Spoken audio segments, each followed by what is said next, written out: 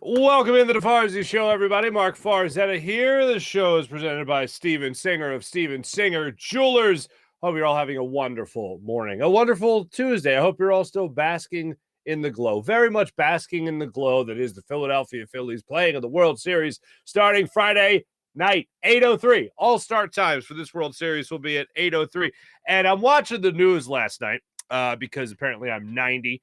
And I'm watching the news, and it was the most Philly news ever. The lead story on Action News, last night was merchandise for the Phillies, ticket prices for the Phillies, and they're closing a Wawa in Center, or they closed a Wawa in Center City. I mean, this is the most Philly thing ever. And of course, the Sixers won last night. We'll get into that. Tobias Harris made some really interesting comments. The Eagles brought back a very familiar face, and a couple of things with the Flyers that we neglected to talk about because so many other, nice things were going on. But it was the first John Tortorella move of the John Tortorella era of what happened in this Flyers game the other night. So we'll get into all that today. But let's start it out with this. I know a lot of people are curious. If you haven't looked it up just yet, maybe haven't gotten around to it. Ticket prices right now at Citizens Bank Park for the World Series. I'll just start off with this. The secondary market, standing room, about $1,000.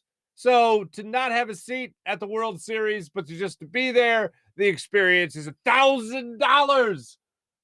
And that's what they're at right now for the World Series when things get underway in South Philadelphia for that portion, for the 3-game stretch, hopefully, that they'll be in South Philadelphia. So that's exciting. So hopefully if we put a couple of bucks aside. Nobody thought it was going to be cheap, of course, but $1,000 for standing room.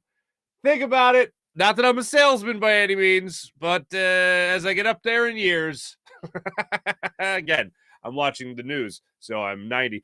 But it is crazy how $1,000 can mean a lifetime of memories. Isn't that nice?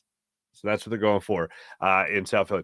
I saw one person last night. They have a brother in Houston, and they said, "Come on down. I got an extra ticket." That's music to anybody's ears, I would assume. As you would also assume, the merchandise was flying off the shelves yesterday, just jam-packed. I'll never forget in 2008, literally going to stores just to see if they had anything, and it was cleared out. I remember giving away things on the radio because that year, 2008, I was the promotions director. Worst job I ever had in my life. Promotions director at WIP at the time. And I kind of used that as a parlay to get my first regular on-air gig there. But anyway, that's neither here nor there. And I remember giving away World Series merchandise. And on the air, they were giving it away left and right. You couldn't keep up with the amount of people that just they were willing to do almost anything to just get their hands on some World Series merchandise. And here we are again. 2009, totally different story. Oh, we were there last year. Young squad will probably be back again next year as well. And as I was telling you yesterday to close the show, for this week, let's cherish every second of this. So let's not get too far ahead of ourselves, so to speak. But we're back in that same type of atmosphere. We're back in that same type of mindset to enjoy every second of this and get as much merchandise as possible when it comes to the Phillies being in the World Series. I'm still throughout yesterday, I was still pinching myself to make sure it was real. And the more I thought about it, the more I continued to compare this team to the 2017 Philadelphia Eagles and kind of how that team set a high bar for themselves playing with the MVP and then the guy that would have been the MVP, at least in Carson Wentz, and then him getting injured and Nick Foles coming in and this team really not missing a beat and then going on to win the Super Bowl. And it was like that team had expectations at the beginning of the season. They had expectations at the trade deadline because they got Jay Ajayi. They added him to a backfield that already had LeGarrette Blount, so that's pretty good. They had a young guy, an undrafted rookie, Corey Clement, who came in here and took care of business as well. But then you looked at the rest of the team and you saw the injuries start to go down, and it was like as they started to get injured, they started to overachieve. Underdog, overachieve. And then I look at this Phillies team, and to start the season, I don't think too many people would have been shocked to think that they were going to make the playoffs. I mean, they loaded up. If your team is spending money to go over the luxury tax and you don't expect them to make the playoffs, that looks like a pretty grim year. I expected them to make the playoffs. The way the season started, I was like, they're going to have to really make a big change if they're going to make the playoffs. And that big change, of course, was Joe Girardi. And then after that, everything clicked, and we all know the history there. I'm not going to give you that lesson one more time, but they just started to come together. And they got hot for 2 months, 3 months of the season, really cooled off September, held on, and now they're making this run that they're on right now. The last time I saw something like this, it was the Eagles. It was 2017. That team won. This team, listen to Dusty Baker's comments that he made after the Astros clinched their trip to the World Series. Dusty Baker sounds like he's got all the respect in the world for the Phillies. He understands what they bring to the table. I've heard some other people talk about how you have home runs coming left and right from this Phillies organization in the playoffs, and that is what can put you over the top, or what most likely will put you over the top, because these pitchers in this series, whether it's Zach Wheeler, whether it's Justin Verlander, whoever it might be in this series has pitching. Wow. They're not going to make many mistakes. And when they do, boy, do you have to capitalize on those mistakes. It's not going to be, you're not going to have many innings in this game where it was like the first inning against the Braves, where all of a sudden you were just getting the timely hitting. You were getting runners in scoring position. They're a good defensive team. You're not going to be getting those same kind of bloop opportunities that you got against the team like the Padres, for instance, in that game where you took the 4-0 lead and ended up blowing it, unfortunately, in game 2. You're not going to get those same opportunities here. And this is a good example, I think, of why sometimes this Astros World Series, this Phillies Astros World Series, I think will be a good example of why when we watch our teams against a lower team and when they don't beat that team as good as we think they should, why it doesn't matter about how they play that bad team. It's about how they play against that bad team and whether or not they can get away with that same type of performance against one of those better teams.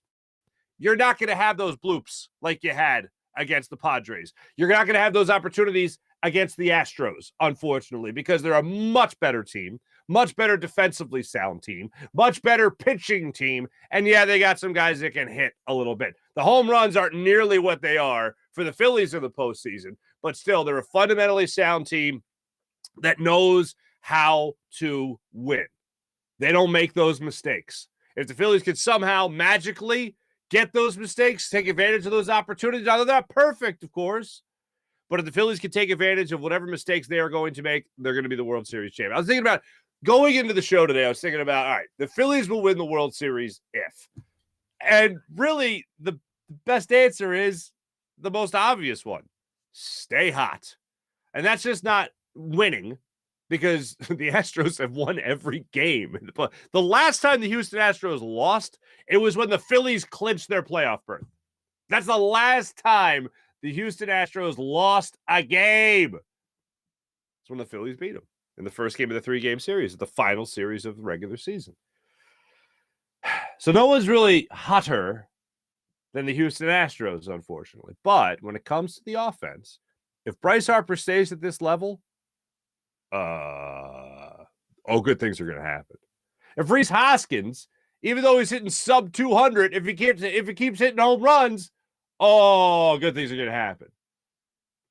I mean, we've talked about Nick Castellanos getting hot, right? Eventually, it's never really happened. It hasn't happened. He's had a couple of good games here and there, put a couple of good games together, but never really hot. Okay. But if Nick Castellanos, we talked about, saving a bad regular season with a great postseason. Well, the great postseason hasn't happened, but Nick Castellanos maybe with a great World Series. Maybe that's a different story. That'll save a regular season as well, and a mediocre postseason. We'll call it that. Up until this point, the World Series, totally different animal, which is why you have a different MVP. But it really comes down to Zach Wheeler staying hot, Aaron Nola getting hot again, had his lull game, and then hopefully he has the bounce back game. And it also comes down to Ranger Suarez. You're going to need all those 3 pitchers to step up and perform at a very high level for you. And then whoever's your bullpen game there in the 4th game, have them ready to go as well. I personally, and I know they're going to go with matchup, but I like Noah Syndergaard starting things out. I thought he just brought the heat to start things out earlier in the playoffs against the Braves, and they decided not to go that direction in their most recent start, unfortunately. But it really comes down to just, like I said yesterday, just win, baby. Just do whatever you got to do. Just win, like the Phillies have been doing. And then your bats have to stay hot.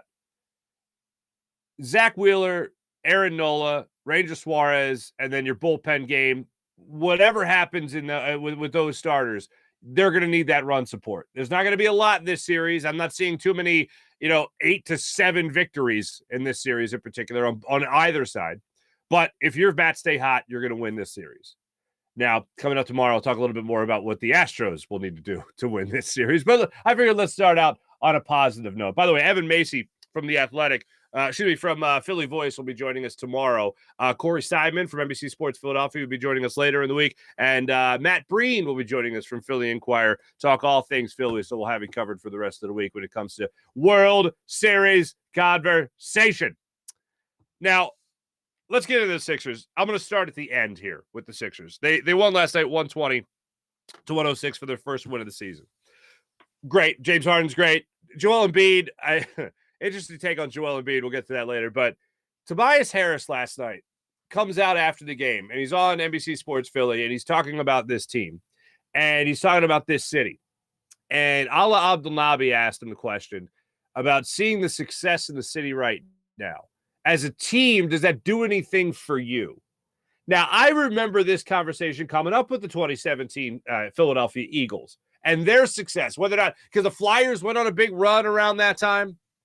The Sixers went on a good run around that time as well. I remember looking back on that Super Bowl and saying, oh, this absolutely has an effect on the rest of the city. And I still believe that to this day. Because if you're an athlete, you have to be looking at that and going, oh my God, that's what's at the end of the tunnel for me. If I do this, that's what I get. Like, other than, playoff bonuses and championship bonus, whatever. But if I do this, I get that party. I get praised by an entire city like that. That's got to be motivating. I've talked to one athlete who said no. they didn't buy into it at all. Like, I'm not paying attention to what the Eagles are doing. I'm worried about my own job. Yeah, especially if you're an athlete and you don't live in the city. Let's say you live in South Jersey, for instance. Even if you're an athlete in the city, you don't live in the city, you got to take notice the party that's going on. I would assume it's unavoidable. Tobias Harris last night, I thought, answered the question. Not that I would know from personal experience, but I thought he answered it honestly. And when I think about it, I go, how do you not take notice? And how is it not motivating for you? Tobias Harris on the Phillies' success and what it means to him and the rest of his teammates. Take a listen to this. Just keep working, work harder. I think when you see the buzz around the city for sports, I honestly, that's motivated for myself, our teammates.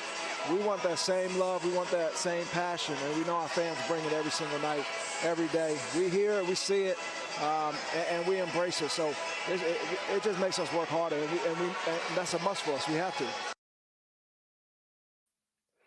I mean, how does it not motivate you? And when he talks about his teammates, they obviously take notice of what's going around. Joel Embiid, I think he's always got a great idea of what the pulse of the fan base is, the pulse of the city. He's always gotten it. Funny, he doesn't look like himself, but he still scored 26 points. Like, it was crazy. But listening to that last night, I thought, thank you. Somebody's admitting that there is motivation here throughout the city of Philadelphia in the sports world because of what the Phillies are accomplishing. Making it to the World Series, seeing that type of energy. And guess what? I'm sure it's not just from the city. I'm sure Tobias Harris, who has been at the Phillies games, George Niang, who had a great game off the bench for the Sixers last night, dropped 13 points. George Niang was at the Sixers game as well, was at the Phillies game as well. Like, this team sees what the city is supporting and how they are supporting it, and they love it, and they want that. But I'm sure they also see the celebrations in the locker room that are going on after these series victories, especially the one that clinched the NL pennant, to go on to the World Series. They're seeing those celebrations in the locker room as well, in the clubhouse for the Phillies, going, oh, yeah, that looks nice. I'd like to do that as well. Now, one friend of mine reached out because I tweeted that quote out last night. One of my friends reached out and said, we've kind of given the Sixers a lot of support. And you're absolutely right. Sixers have gotten a tremendous amount of support. And I have a soft spot in my heart for the Sixers. Like, I look at the Sixers fan base as something that needs to be protected at all costs. And it's different than every other team because, like, the Eagles fan base doesn't need protecting. The Phillies fan base, I think every once in a while needs a shot in the arm and just say, no, they can do this. The Flyers fan base just needs to be held. Just come here. Just let me hold you for a second. And then and they don't want to be held. They fight. They're like, no, it's okay. But the Sixers fan base, I think, is at an interesting point right now where first of all, I try to protect them at all costs because they went through the process. And not only did they go through the process, the fan base grew and became together almost as a community during the losing. And, oh, no, this will be worth it in the end. And now it's the end. And it's like, it better be worth it. It better have been worth it.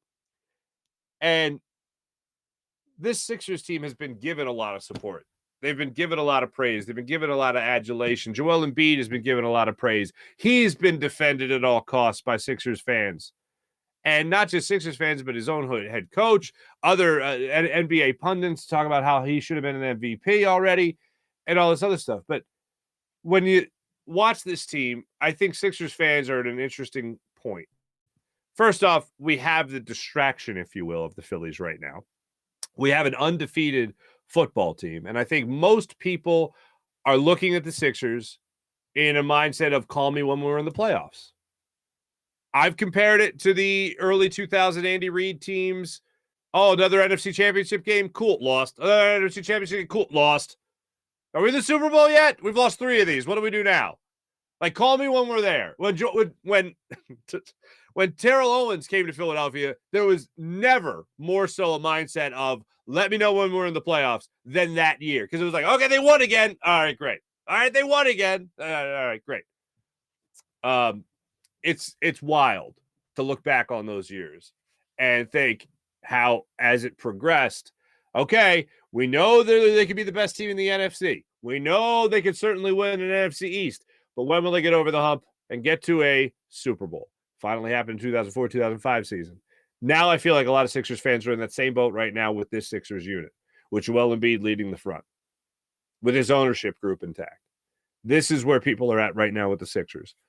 All right, let me know when you're in the second round of the playoffs because that's really all we care about right now. Yes, give me a fun season. Joel Embiid compete for an MVP. James Harden look like you drank. I don't know what you're putting in that wine there, James Harden, but oh, baby, it's a couple drops from the fountain of youth, it looks like. Get over that hump. That's what most people are looking forward to. And that's where I'm at right now. But Tobias Harris, I think, didn't mean to neglect, and I don't think this was his intent at all. I don't think he meant to neglect the support that this team has gotten. Because that's how one person took it, as I mentioned on Twitter earlier, that, hey, we've kind of given you guys support, a lot of loyalty. We've lived and died by these games, and we've been disappointed at the outcome at the end of every season. You've gotten that support. But I think what Tobias Harris is talking about is when they do accomplish the goal of making it past the second round of the playoffs, when they do accomplish a bigger goal of making it out of the Eastern Conference and the biggest goal of winning an NBA title. That's the type of support, that's the type of party that's there waiting for you. I believed it in 2017 with the Eagles' effect on everybody else in the city, and I certainly, absolutely 1,000% believe it's affecting other teams in this city right now, most notably the Sixers, as Tobias Harris had pointed out. By the way, Tobias Harris last night, 11 threes he attempted. That's bonkers, man. He's hey, could you be a 3-and-D guy this season? And at times, dribble, drive, penetrate, try to draw the foul, get to the line, but mostly just keep shooting threes and play defense. I didn't see that coming for Tobias Harris, but I guess that's what you needed in this starting lineup. And that's where they're at. Now, as for the Sixers game itself, James Harden, I just can't get over the style of player that we were seeing this year. 29 points last night, 9 rebounds, 11 assists. So just a rebound shy of a triple-double, just putting up triple-double numbers, essentially, almost every night to start the season. Sixers get their first win, 120-106. Tyrese Maxey, 3 for 11 shooting last night. Now, this is wild to me. Tobias has 18 points, 8 rebounds. Great to see. 4 of 10 from beyond the arc. I'm watching Joel Embiid last night. And Doc Rivers, I went on a whole rant, I think it was last Friday, about Joel Embiid not looking in shape. What's the excuse? How are you not in shape for the season? Doc Rivers came out later that day and said that in the offseason, Joel Embiid had plantar fasciitis and it affected his conditioning. Fine. All right. Like I said, it would be hard for me to care less about this regular season. Like, I have full confidence this team's going to be a top 3 team in the Eastern Conference. With that being said, everyone get through this season healthy, first and foremost, and then get to the playoffs, and that's where the real season starts. Everything else is just going to be a tease right now. Like, in all honesty, you know what this feels like? This feels like how people in soccer will watch soccer and they'll be like, it's a stupid sport. There's no scoring. How do I get into this? Well, this whole season is a soccer match for me. And the play, like when the rush starts in soccer, you're just about to score a goal and everyone's kind of going on the edge of the seat because they can see it happening. That's going to be the playoffs for me. That's when everything like really starts to get real. That's when all the other stuff, all the other teasing is done, and you're finally in the playoffs and it really matters again. That's where I'm at with the Sixers. So, Joel Embiid, take your time. Get in shape. Play yourself into shape. You can look out of sorts like he did last night. And that's the thing. I'm watching him play, and I'm going, Joel still doesn't look like himself. And then, you check the box score after the game. 26 points on 8 of 13 shooting. Also 5 personal fouls. The one thing that I did wish, because the Pacers aren't exactly blowing anybody away this year. They're only 1-3 as well. Sixers improved to 1-3 with their first win of the season last night. But I'm watching this game, and I'm thinking, the Pacers aren't anything worth bragging about here, folks. They should be putting this team away. Joel Embiid checks out of the game in the fourth quarter about at the 9-minute mark, I want to say. And I think Ala Abdelnaby even said it on the broadcast. All right, now nullify the Pacers. Joel Embiid shouldn't have to come back into this game. Sure enough, Pacers cut the lead to only about 10, and the Sixers brought Joel Embiid back, and that kind of stabilized things. James Harden knocked out, I think, 3 threes in that third quarter. None better than the one that he dropped with that nice little step back. Yeah, he stepped on the defender's foot. Whatever. Step back, knocked it down. Boom. Sixers went up 13, I believe, at that point. 14 at that point. About 5 minutes left in the fourth quarter. That was great. That was James Harden putting that Pacers team away. Did he continue to see that stuff? And I think James Harden will continue to play at this level for maybe the next month or so. I think he plays at this high level in terms of scoring until Joel Embiid is 100% back. And I'm not talking about from injury, more so than I'm talking about just back into shape. And I was mad at Joel Embiid on Friday because he looked like a guy that just didn't take the offseason seriously. It looked like old shadows of Joel Embiid, where we were worried about what he was doing. Oh, too many cheeseburgers. What is he doing? And if you got plantar fasciitis, it's kind of hard to stay in shape. Maybe eat a little healthier, which is what I think Marcus Hayes was implying at the end of last season when Joel Embiid missed a week of the postseason, came back and looked a little sluggish. He might have eaten his way out of shape.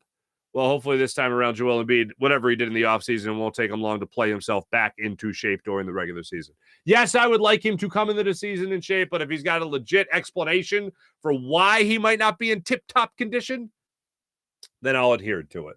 And the fact that he still scored 26 points in a game that he's not looking 100% is still pretty impressive. So James Harden right now is carrying the biggest workload for the Sixers team, and I am 1,000% here for it. Now, 2 days ago, Doc Rivers came out and let everybody in on what P.J. Tucker had to say after the Sixers dropped to 0-3 on the season. Now, this was a team last night that looked like, without question, they were going to win this game. This was a team that showed up last night and said, we're not going to show up and expect to win, but we're going to show up and expect to take a win. Put it that way. So last night, they get out there and basically, for the vast majority of the game, had control. There was a couple of leaks here and there, but nothing where I thought, oh, here come the Pacers to storm back and take this game. That never took place last night, which was great, which I think was the goal. But Doc Rivers came out and let everybody in 2 days ago, let everyone look behind the curtain as to what was going on in that Sixers locker room. And this was after a practice where Doc Rivers was asked about the mindset of this team. Courtesy NBC Sports Philly, it was Doc Rivers and what P.J. Tucker had to say to this team after they dropped to 0-3 2 nights ago. We're not ready yet. Honestly, we're just not. We're not ready to win yet. You can feel that. And so we got a lot of work to do. It was almost like we played these first 2 games hard, competed, and then felt like, okay, now we can win some games. You still got to go out and earn the game. Tuck was yelling that after the game, and he was right. No one's just going to give you a win. I honestly would never want to see P.J. Tucker angry as my teammate. Like, I don't want to be in the same room with that guy because I think he's the type of guy that would call everybody out, himself included. But when you're calling yourself out, it's not the same effect somebody else doing it, but you understand what I'm saying. I don't want to be in that room. I don't want to be on that team where P.J. Tucker is looking at me and he's disappointed. And he's angry. Remember the old adage from your mom and dad? I'm not angry, I'm just disappointed. And I know everyone was like, oh, wow, when they say they're disappointed, it hurts so much more. Like, I've had my parents angry and disappointed. It was always a 2-for-1 deal. So the people that would identify either or, oh, no, we had both. My brother and I, no, we had both. Like, we got them both. PJ Tucker seems to have that same kind of gear. Angry and disappointed. Never the choice between the two. It was always both coming at you fast. And that's what this feels like. PJ Tucker's definitely got that both gears right there to shift into. That's why I think you needed a PJ Tucker on this team. Because there's going to be lulls throughout this season. There's going to be rough patches throughout this season. PJ Tucker's won a championship. PJ Tucker knocked you out of the playoffs last year. PJ Tucker knows what it takes. He has seen other locker rooms. He has seen his the Milwaukee Bucks team get over the hump and make it into the playoffs, roll in the playoffs, and win a championship. And now he's bringing that knowledge, that experience to this locker room in Philadelphia. And if you want to get off to an 0-3 start, all right, guys, let's bowl this up, throw it out the window because it's time to get after it. And you got a Pacers team walking in here that we need to prove just how much better we are than this Pacers team. And that last night was a prove-it type of game. I've talked about it a lot in football where you face a lesser opponent, a much lesser opponent. Go out there and beat them by 20 because you should be 20 points better than this team. Last night was a good example of the Sixers being that team that can take it to a lesser team. Not play down to their opponent, but play well above them because that's where they belong. And that's what they did last night. And that's what I absolutely love seeing about the Sixers team. Take it to the Pacers in last night's game. A little leak there, a little leak late. Joel Embiid came back and this, I don't think. By the way, a couple of things. I mentioned George in the end coming off the bench, 13 points. Best bench performance to this point through the 4 games this season. That's great. Matisse Thybulle, remember him? Now, here's what got me thinking about this again. First off, we've barely seen Matisse Thybulle throughout the first 4 games of this season. Played 2 minutes last night. Sixers are going to Toronto. Toronto has been a turning point this year in Philadelphia sports, this calendar year in Philadelphia sports. One, JT Realmuto. More recently, before the trip to Toronto, obviously it came out that he wasn't going to be playing because he was unavailable due to vaccination status. Couldn't be playing in Canada. Matisse Thybulle, last year in the playoffs, you draw Toronto. He can't play in Toronto. He loses a starting job. Matisse Thybulle, who became a darling of Philadelphia because of his hustle. He's a charming guy. He let us in behind the scenes of the bubble. We felt like we got to know him there. And then all of a sudden, wait, hold on, this guy that played himself into the starting lineup strictly for defensive ability. They took out a veteran like Danny Green as the season went. Talk about a guy who knows how to win a championship. Took that veteran out of the room, out of the starting lineup, for Matisse Thybulle. And Matisse Thybulle couldn't play in the playoffs because of vaccination status. Okay. He hasn't been the same player since. In the playoffs last year, even when he got into games, even when he got into that Toronto series when they were playing in Philadelphia, he looked like a guy that was trying to make up for 2 games worth of play in 1 minute. That's what it seemed like. I can make up for this. That's what it looked like. And now I think he is so far in a hole with this team that he's not going to be able to dig himself out of. This is the guy that we were talking about as a defensive player of the year candidate. He can't get on the floor. And this is one, like, look, if you're looking for him to get confidence back, this is not how it's going to happen. There's rumors about him possibly being traded in the offseason. This is a great defensive asset at one point, and now can't see the floor. Has not been the same since that Toronto series. Sixers are going up to Toronto for a game tomorrow. So still, it's just got me thinking about last year and how everything fell apart, unfortunately, for Matisse Thybulle and the Sixers team barely getting on the floor. One more thing I wanted to get into here. While we were kind of glaring at the Sixers, like, when are you going to win? And while we were enjoying an Eagles bye week at 6-0, right? And while the Phillies have been making their World Series run, we have neglected the Flyers a little bit. And the Flyers had, let's just say the Flyers had a very interesting weekend. The Flyers, unfortunately, they have lost. They've lost twice since we last talked about them. They're now 4-2-0 on the young season. But they lost to the San Jose Sharks. They got shut out 3-0. And in that game, John Tortorella did the first Torts thing that he, like, really, when you think about John Tortorella, you think about a strict head coach, think about a guy that doesn't take any BS, whatever it might be. John Tortorella was a tortable, okay? He benched Travis Konechny and Sean Hayes in the third period of that loss to the Sharks. The entire third period, two of your supposed best player, Kevin Hayes and Travis Konechny were both benched in the third period of that loss. They were losing 2-0 going into that third period, and they lost, of course, 3-0. John Tortorella has arrived. What did I tell you was my one guarantee about the Flyers this year? What did I tell you? Flyers fans, the one guarantee I can make you is that you will finally feel like there is somebody in the organization, somebody on that bench, as pissed off as you are when you're pissed off. When you're feeling your emotions about this Flyers team, guess what? There's somebody on that bench right there in a nice suit that feels the same way you do. And you can see it. It's not like a stone face type of reaction, like a Dave Hackstall on the bench, where you're like, is he pissed? Does he have feelings? Is he a robot? Did they remember to program emotion? It's not like that. It's totally different. You're seeing the emotion. Alain Vigneault, to a point. Like, he just got stone-faced.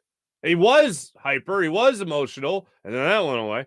John Tortorella is going to keep that same energy because this is the only gear he's got. And fortunately for Flyers fans at this point in time, it's the only gear you got. Talk about angry and disappointed. I think that sums up Flyers fans pretty well. Now, 4-2, all right. You're winning games. But man, if you want to know, they're only 4-1 at the time that John Tortorella benched Kevin Hayes and Travis Konechny.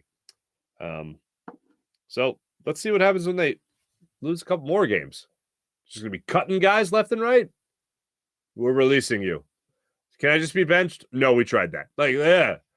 I told you, Flyers fans, and most of you knew it, but it's going to be a good feeling to at least know the person on the bench feels exactly how you do. And you'll be able to see it. That's the other part. It's not behind closed doors. He's going to be railing, leaning into guys. No. It's totally different. He's going to have the emotion right there on the bench, which is great. Let me tell you about my man Steven Singer of Steven Singer Jewelers, the other corner of 8th and Walnut, right there on Jewelers Row. For over 40 years, Steven has been in the love business in Philadelphia, helping people get engaged and fall in love. Ready for love, diamond engagement ring standing by at the ready. So it's not just a clever name. And Steven likes to guarantee this. No other jeweler will do this, but Steven will. The perfect price. Now, what's the perfect price? Other jewelers like to mark things way up just to mark them down a couple of bucks. in front of you, make you feel like you want something. But at Steven Singer Jewelers, when you walk in, the price is already marked down. So you don't have to worry about negotiating or haggling, or the person next to you is paying less than you. They get some kind of better deal. No. Everyone's getting the same deal, the perfect price each and every day. Online at IHateStevenSinger.com. Let me tell you about the amazing people at Manscaped. Manscaped.com. Use promo code Farzy for 20% off and free shipping from Manscaped at Manscaped.com. You'll enjoy their Platinum Package 4.0, which is their best men's grooming bundle yet. It includes the Lawnmower 4.0 trimmer, Weed Whacker ear and nose hair trimmer, and they come with skin-safe technology that helps reduce the risk of nicks so you can manscape with confidence and comfort. So, ladies and gentlemen, ladies, treat your man. Man, treat yourself. And at the same time, treat your lady to a well-groomed man with Manscaped. Manscaped.com, 20% off when you use promo code Farzy. Join 4 million men worldwide who use Manscaped. Manscaped.com, promo code Farzy for 20% off and free shipping. How about Freestone Farm CBD? FreestoneFarmCBD.com. Use promo code Farzy for 20% off. If you like CBD, if you want to try CBD, if you've been hearing about CBD and you want to give it a shot, FreestoneFarmCBD.com. Use promo code Farzy. You'll get 20% off your order at Freestone Farm CBD. You'll enjoy their tropical tasting Bayox that clocks in at a chart-topping 24.1%. And Super CBD, which is half Hindu,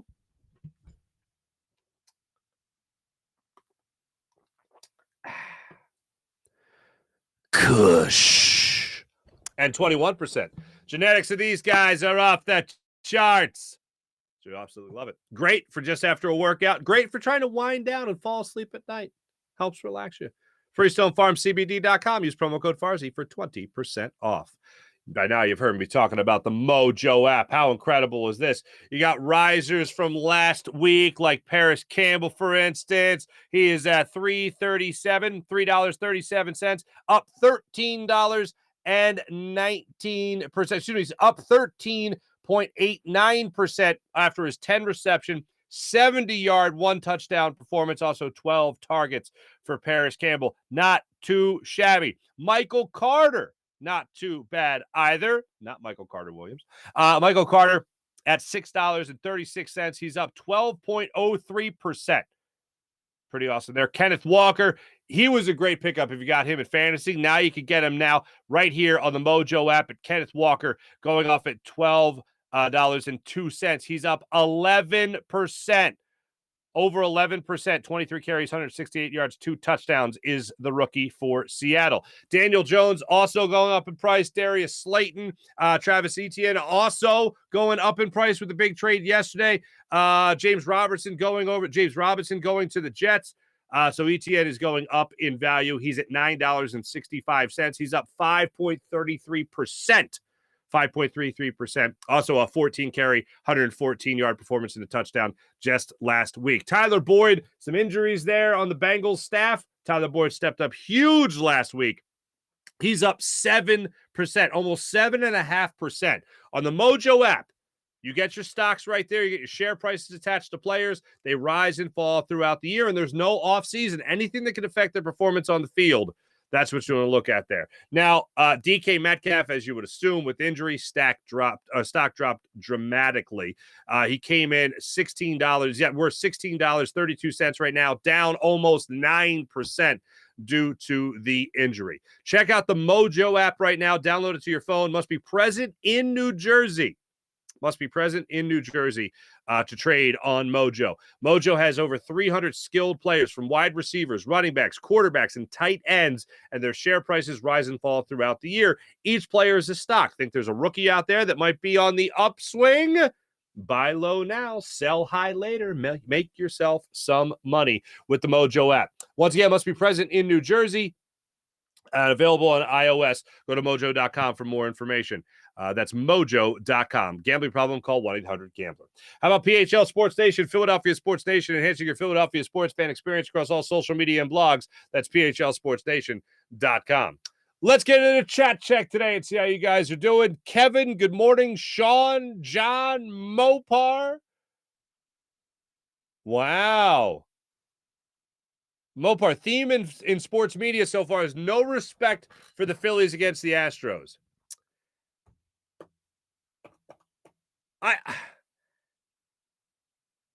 There's two people now in the last 2 days, both ESPN, obviously national guys, Jeff Passan and Tim Kirchin, who are saying don't count out the Phillies. And I even heard Jessica Mendoza talking about this series.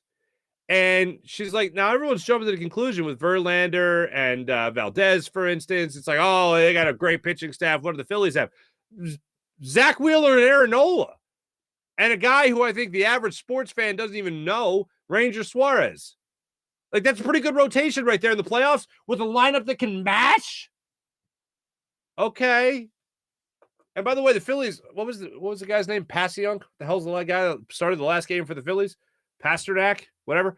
The Phillies only lost that game to the Astros 3-2. It was the last game of the series. What are you really going to get out of it? But I'm just saying, the Phillies could have taken 2 out of 3 against it. Now they got no hit until Garrett Stubbs stepped up against the Astros there at the end of the season, the last game of the season.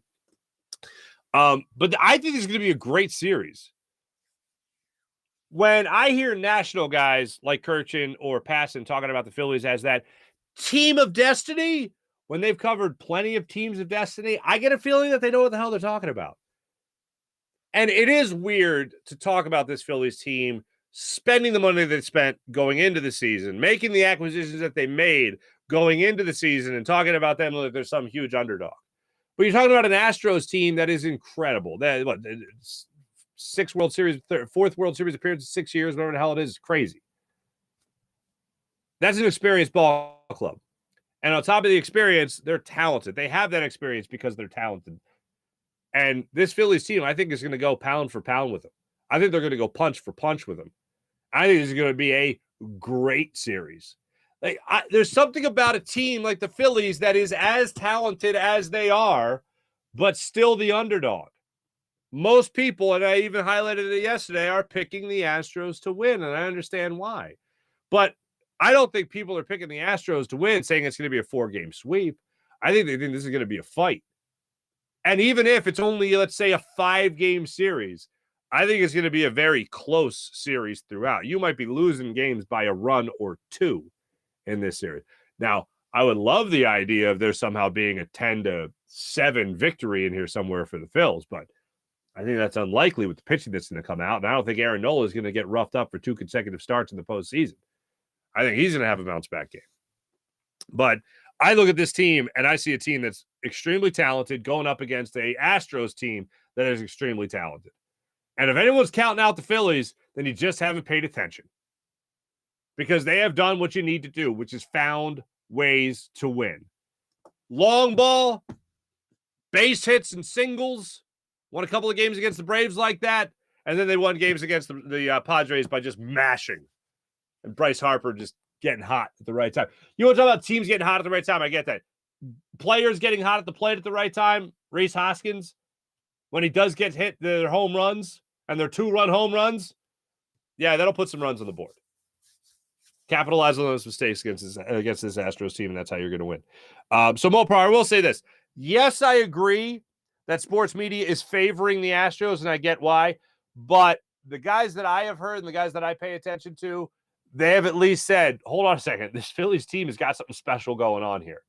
So when you got a team that's just got something special going on, take logic, put it in a ball, throw it out the window because it won't apply. Oh, experience, overall talent, Astros, no doubt. Okay, well, the Phillies have looked at teams that are pretty talented and said, to hell with you. Now, they got the easy draw with the Cardinals, sure, but they still had the win, and they did. They got the easy draw, certainly, against the Padres, and they did. But in the middle of that, they wiped out one of those 100-win teams, and that was a team from their own division in the Atlanta Braves. And they took care of them in 4 games of the 5-game series. Let's see. John Cheesebro, the Astros may be feeling themselves and think this is their redemption story. I don't know about the Mariners and Yankees lineups, but I'm not sure if they faced one like the Phillies. Well, Aaron Judge was struggling for a while there. I know that. That's the only thing I will say. But, John, I agree. and that the Astros, I want the Astros to overlook the Phillies. The only reason I didn't go there is because Dusty Baker was talking about the Phillies lineup and the Phillies team. Like, they got 5 Hall of Famers playing for him right now.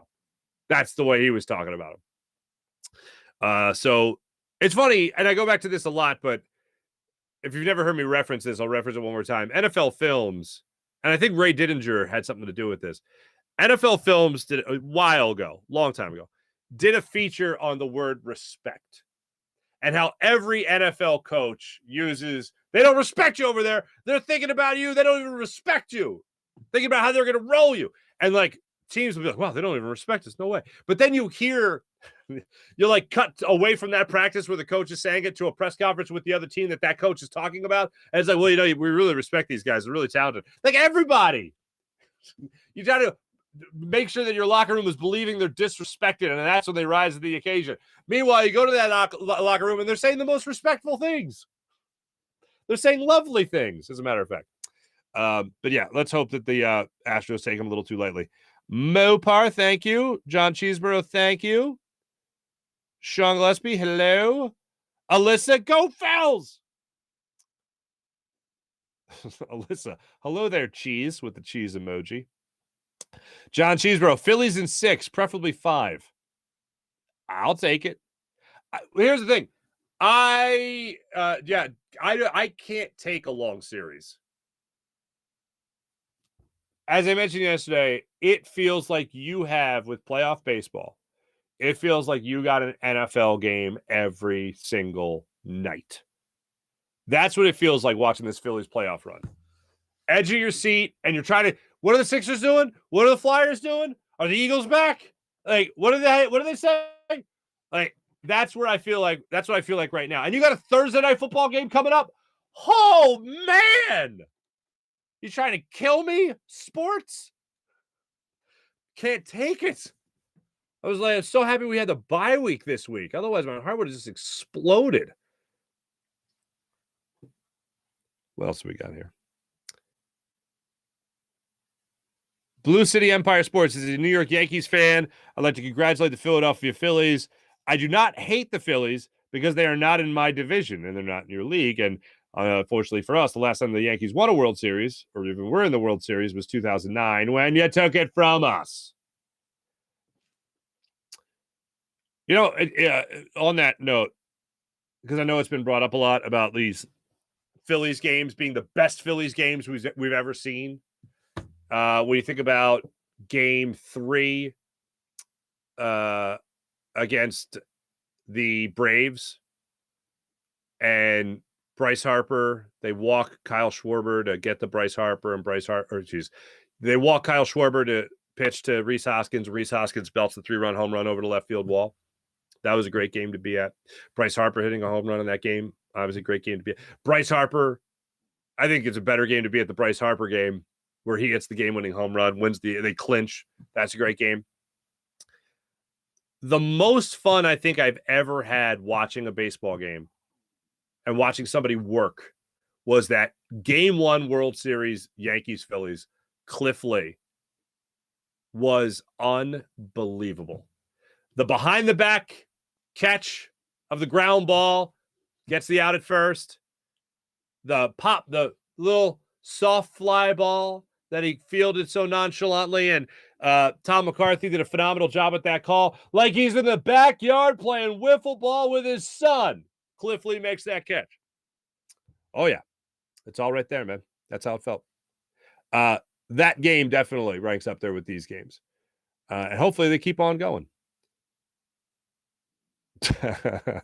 Sean Gillespie, the Cheeteros are very good, unfortunately. Yes, the Astros are. April, I think this series is going to be a lot closer than people think. Here's the thing. By definition, a close series is a 6 or 7 game series. Sure. 7-game series, of course. But there is a thing where it's a short series, but still a close series. None jumps to mind right now, but I feel like there have been occasions where the Phillies have been in series, but they lose 4 games, 5 games. I don't think that's going to happen. A couple of those games, it goes 4 games, it goes 5 games, whatever. But each game is a 1 or 2 run game. So I feel like it's going to be, I feel like whoever wins this series, I don't feel like this series is going 6. I don't feel like this series is going 7. I think it's going to be a very close. Individually, each game is going to be close. I think the winner is going to win in 5 games. I don't think this series is going to go long, unfortunately. That's just my gut feeling. Blue City Empire Sports. Fun fact, Houston Astros lost to the Washington Nationals in the World Series in 2019. Astros also lost to the Atlanta Braves in the World Series in 2021. Can you imagine if the Astros lose to the Phillies? Yes, I can. Yeah, I absolutely can. Joseph Thies or Thies? Let's go Phillies. Hoskins came through. Phillies in Game 5. He absolutely did, Joseph. But April, I do agree it's going to be a closer series. Jim Grasmieter. To add to the greatness of Harbor, he basically had no protection in Castellanos batting behind him. Very true. Sean Gillespie, Phillies have to also check the Cheetos shirts for buzzers. Sean Gillespie. By the way, I put out a tweet when all that was going down, strictly as like information, like, hey, you're going to be seeing this a lot. And it was the Jose Altuve alleged buzzer in the jersey. Astros fans are like, he took that jersey off in the locker room. There's no buzzer, or whatever it was. It was because his wife didn't want him to ruin his jersey. Okay, whatever. Whatever you believe. I believe the Astros cheated at us. They did cheat. I think it's embarrassing that Major League Baseball, instead of doing a legit investigation, just said, all right, players, tell us what happened, and nobody gets hurt. Nobody gets suspended. Nobody gets fined. Meanwhile, the manager gets suspended a year, and the general manager gets fired. Doing a bang-up job, Major League Baseball. April, yeah, the week of sports starting Friday is going to be phenomenal. It's going to be phenomenal. Everyone, take your heart medication. I know we just said, Cheetos? Cheerios is supposed to be good for your heart or something, right? For like low cholesterol or something. Eat Cheerios. Whatever you got to do to help your heart. Are onions good for the heart? I believe they are. Are beans good for the heart? Whatever you got to eat that helps your heart, this week of all weeks, you're going to need it. So let's do that. Let's take care of our hearts, everyone. And make sure we're just all feeling fantastic when it comes to everything that has to do with our hearts this week for Philadelphia sports. World Series starts Friday. Thursday night football game. And by the way, I'll get to that in the morning rush. But Thursday night football game. Sixers back at it tomorrow. Flyers back at it tonight, I believe. Trying to get their 5th win of the season. No, Flyers have 2 more days off. What am I saying? So that's where we're at right now as far as that team goes. So that's how we can get into that. Thanks to everybody in the chat. You guys are great as per usual. Let's move into our morning rush. Brought to you by Sky Motorcars, SkyMotorcars.com. Familiar face coming back to the Philadelphia Eagles. Greg Ward. The Eagles have brought back Greg Ward, wide receiver Greg Ward. Now, what if I told you that last year, in 17 games with the Eagles, Greg Ward had just 7 receptions for 95 yards. I know it seems like more than that because the previous year he had 53 receptions for 419 yards. But the Eagles decided to bring back the now 27-year-old Greg Ward. He is now under contract once again with the Eagles. Nice to have someone back with the Eagles organization that I know a lot of people look at as pretty sure-handed. I don't know how he sees the field with this receiving core. It was something would have to go down for a spot to open up, and at 6-0, I'm going to go ahead and hope that doesn't happen. But Greg Ward back in the Philadelphia Eagles organization. I know a lot of people are happy about that. But yes, so this weekend, Sunday, 1 o'clock, Eagles are back from their bye week against the Steelers. And then, by the way, speaking of rising stock, Najee Harris has been looking good for the Steelers, so we'll talk about him as the week goes on. Kenny Pickett taking care of business for them as well as their starting quarterback now. Not great, but he's a starting quarterback. So we'll talk about that as the week goes on. Also, so after Sunday's game, they got the quick turnaround with the Thursday night game. So it's going to be a busy upcoming week. A busy upcoming week of Philadelphia sports, no doubt.